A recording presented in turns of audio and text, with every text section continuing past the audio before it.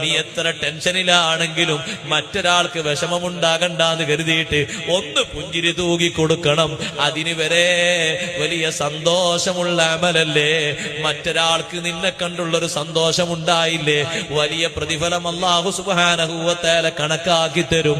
വലിയ വേശ്യാവൃത്തി ചെയ്തൊരു മനുഷ്യന് വിശന്ന് വലഞ്ഞ് മണ്ണ് തിന്നുന്ന നായക്ക് തന്റെ ഖുഫൂരിട്ട് വെള്ളം കൊടുത്തപ്പോ ദോഷം പുറത്തു കൊടുത്ത് അല്ലാഹു സ്വർഗം നൽകിയില്ലേ. ചെറിയ ഒരു സുഹൃതമാണെന്ന് കരുതിയിട്ട് തള്ളിക്കളയാമോ? ഇല്ലേ, ഇല്ല. വിശേഷിച്ചും സുഹൃതങ്ങൾക്ക് വലിയ പെരുമഴ ലഭിക്കുന്ന, കൂലി ലഭിക്കുന്ന റമളാൻ ഒരു ചെറിയ അമല് പോലും വെറുതെ ആക്കണ്ട. അത്താഴത്തിന്റെ നേരത്തെ നിൽക്കുമ്പോ പരമാവധി ഇസ്തിഗ്ഫാർ ചൊല്ലിക്കോളൂ. 2 റക്അത്തെങ്കിലും നിസ്കരിച്ചോളൂ.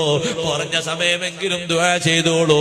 ഖുർആനോത്തിന് 24 മണിക്കൂറിൽ ഏറ്റവും ശ്രേഷ്ഠതയുള്ള സമയം അന്നും ഇന്നും എന്നും അത്താഴത്തിന്റെ നേരമാണ്.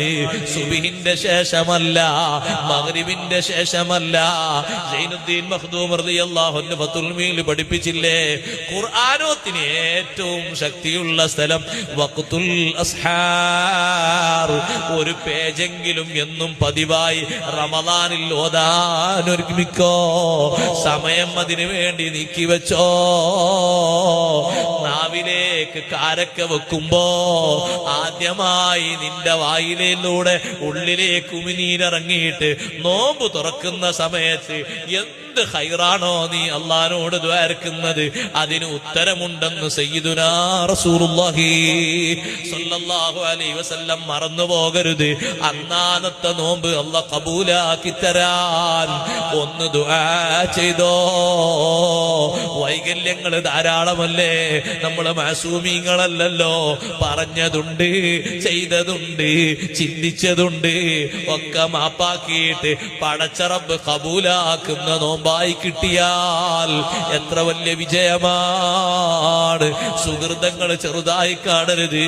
ഇമാമിങ്ങൾ ചെറിയ കാര്യം പോലും വലിയ അമലായി കണ്ടു.